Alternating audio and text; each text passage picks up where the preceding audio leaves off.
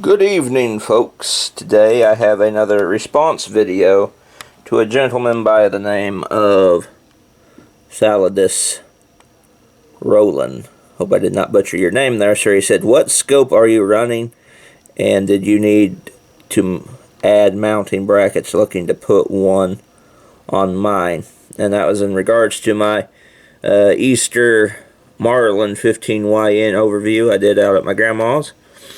I think that was Easter 2019. It's been over a year ago. Me and my sister were out plinking. I decided to do an overview video of this little beauty of a 22 rifle while we were shooting. It's actually a pretty good video. I'll link it down below and pin it in the comments so you all can go watch it if anybody has not seen it yet. Good little video. I talk about the rifle in depth, but this is in regards to the scope that I had on it at the time. The scope I had on it at the time was this red field tracker. And it is a 4-power scope. It's a very nice little scope. It's still got the original scope rings on it. Let me see if I can get a shot down the... Yeah, very clear. I'm sure it's kind of dirty, but it's very clear. Little scope, just got regular crosshairs. Just fine, you know, 4-plex crosshairs. I love this little scope, but this was what the scope, or this is the scope that was on my Marlin 15YN for a very long time. I had this on my Marlin 14YN pretty much since my dad bought it for me when I was a little kid. He bought this rifle for me when I was like 5 years old, I think. It's pretty much as old as I am, this little Marlin 15YN is, and the scope's had on it forever. But I recently, you know, have been wanting to put a higher magnification scope on it. And I have. The scope on it now is the old scope that was on the Browning semi-auto 22 rifle. But the scope I tried to put on it and test out first was this Simmons, let's see, it says it right here, 3-10 by 44 scope. Had this on the Marlin 15YN for a while, but I didn't leave it on there for a long time. As you can see, the reticle is about the same as the red field tracker, just a 4-plex, regular 04-plex, but this one's a 3-10 power scope. This was the scope I had on the Marlin 15YN for a while, but I began to notice, I don't know what it is, maybe the scope's junk. I'm keeping this scope around because I have faith and confidence that maybe it was just like, you know, the way I had it mounted to the rifle or something. I don't know, but one day I went to the range with this mounted on the Marlin 15YN. It started giving me a real bad headache looking through it.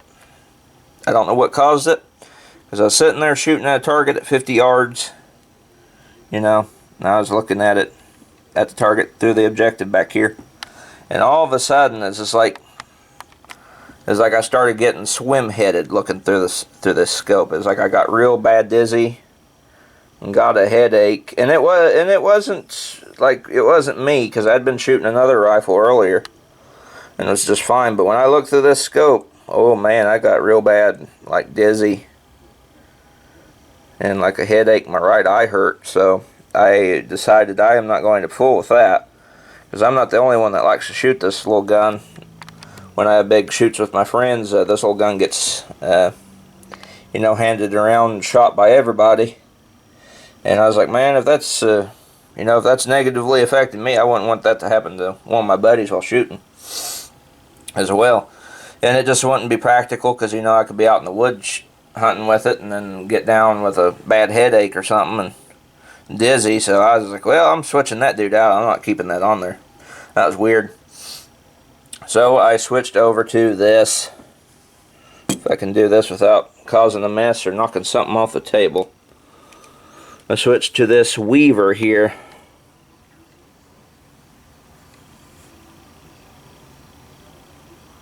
this Challenger Weaver scope C9V. Now, this is another Ode scope. It's a 3-9. I don't know what the objective size is up here, but it's a 3-9 scope, and it was on the semi-automatic Browning tube-fed rifle that we've got, and it works pretty good. It's drilling holes out to 50 yards real easy. This really made the gun much more accurate, and that's kind of what I was wanting by adding a more powerful magnification scope to this little gun, because the 4-power just wasn't cutting it no more. The 4-power was nice.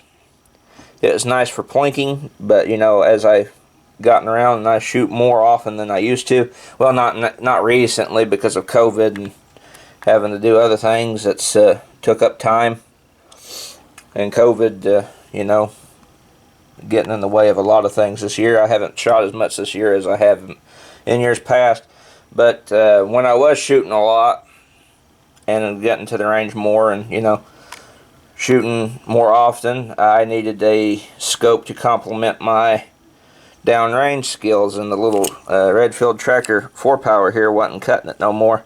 So now I finally found a decent scope to have mounted to the 15YN, and I can now see what I'm shooting at more effectively and can shoot out a little bit further with this rifle. In regards to the Redfield Tracker,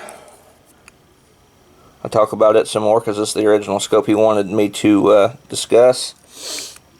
I am not sure if this one is made anymore, but you could probably find it somewhere, like on Gunbroker or Arms List or something. Somebody somewhere probably sells it. Just look it up. Redfield Tracker 4x scope. I don't know the objective size, but I'm keeping this one around because it very well may find its way up on top of a AK-47 variant, AKM variant with that 4-power scope. It would be perfect. It would be a perfect candidate for a semi-automatic centerfire of some kind. So I'm keeping a hold of it, and I'm going to find a rifle one of these days to mount it on. It may go back on another 22. I don't know. But I'm going to keep a hold of it. It'll probably see action on YouTube videos another day. I'm also keeping a hold of the Simmons, because you never know. That may have just been a one-time fluke with it. I don't know. I'll try it on some other rifles as my collection grows. But if I have that problem again, I may sell it, or I might just keep it for reference sake, because I don't think Simmons makes this one anymore either. So we have a lot of scopes, a lot of brand of scopes and stuff like this one.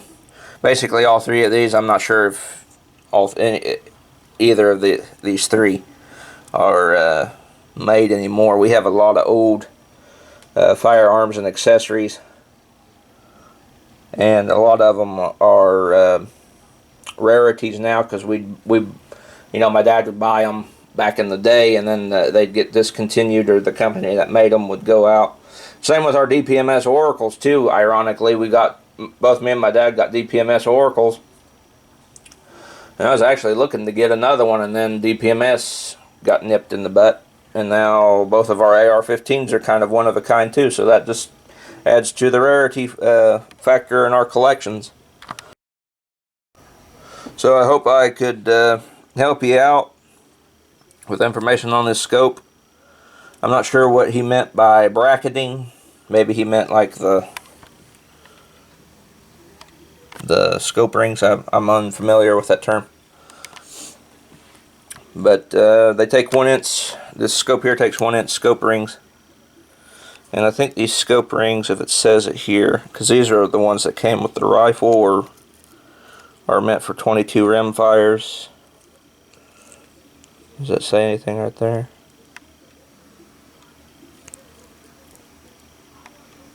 No. Let's check the other ring.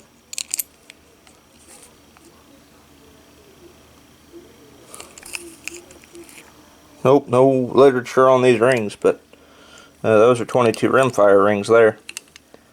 whereas the ones I've got on it now are meant for centerfire rifles, but they're adjustable. You could actually pivot these, like you know, tighten that screw and then loosen this one. You could actually pivot these for windage drift, kind of like what I've got on my M1A. But these are like centerfire rifle rings, and they clamped onto that rimfire scope mount pretty well. And I believe these are Weaver 2. They may be millet rings, I forget. But they've got a very... the gun store I got these from, the gun owner said these were kind of like a one-of-a-kind too. They've got a inscribed, decorated top ring, or top cap to the top of the scope ring. So it's very, very unique in that sense too. Anyway, figured I'd do this little video for him, for Thadius. Instead of writing a comment, I figured I'd just do a response video, because that could help with later, because with people who ask the same question later on, and for those who may be interested but you know, weren't inclined to such things. Well, anyway, guys, I will see you all in the next video.